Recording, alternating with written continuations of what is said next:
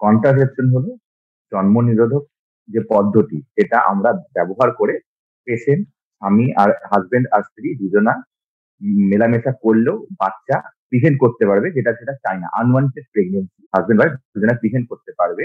সেটা ম্যারিডও হতে পারে, কিন্তু এখন আমরা আনম্যারিড যারা আছে, মানে ছেলে আর মেয়ে, যাতে আনওয়ান্টেড প্রেগনেন্সি না হয়, সেই জন্য কন্ট্রাসেপশনটা দেওয়া হয় মেনলি। কন্ট্রাসেপশনের মেইন যে কাজটা হচ্ছে প্রেগনেন্সি প্রিভেন্ট করা, যেটা আনওয়ান্টেড, মানে যেটার জন্য ম্যারিড কাপল রেডি নাই, আর যারা আনম্যারিড আছে তারা তো অবশ্যই চাইবে না যে প্রেগনেন্সি হোক।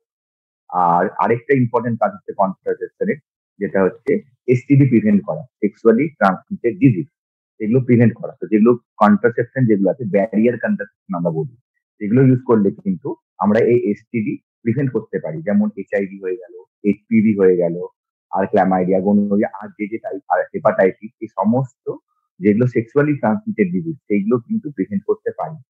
আরেকটা ইম্পর্টেন্ট রোল হলো যে দুটো প্রেগনেন্সির মধ্যে একটা ইন্টারভাল হওয়া দরকার। আমরা দেখি যে একটা বাচ্চা নিল, তার 1 বছরের মধ্যে আরেকটা বাচ্চা নিয়ে নিল। কেন? কেন কি কোনো কন্ট্রাসেপশন ইউজ করে?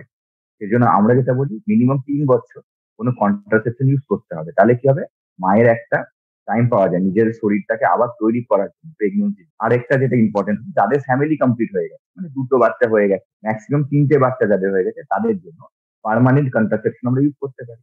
যেমন লাইগেশন করে দেওয়া হলো, তার আর ফিউচারে কোনো বাচ্চা হবে না, অলরেডি তার যেহেতু ফ্যামিলি কমপ্লিটেড হয়ে গেছে। তো এই সমস্তের জন্য কন্ট্রাসেপশন ব্যবহার করা খুবই জরুরি।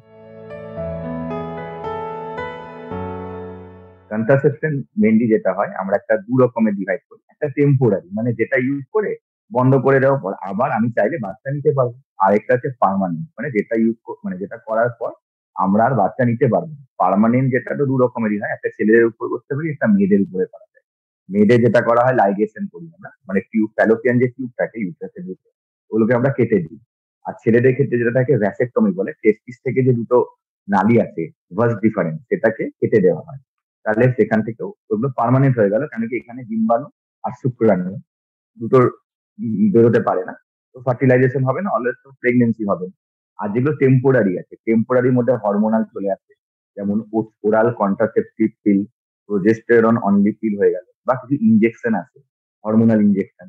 তারপরে আমরা ইন্ট্রাইউটেরাইন ডিভাইস ইউজ করি, যেমন কপারটি হয়, ওর মধ্যেও হরমোনাল ডিভাইসও হয়, ইন্ট্রাইউটেরাইন ইমপ্ল্যান্ট পাওয়া যায়, এগুলো আমরা ইউজ করতে পারি। আরেকটা ইম্পর্টেন্ট যেটা হচ্ছে বেরিয়ার মেথড, যেমন মেল কন্ডোম হয়, তার মধ্যে ফিমেল কন্ডোম হয়, এগুলো আমাদের অনেক রকমের কন্ট্রাসেপশন আছে আমাদের কাছে অ্যাভেলেবেল।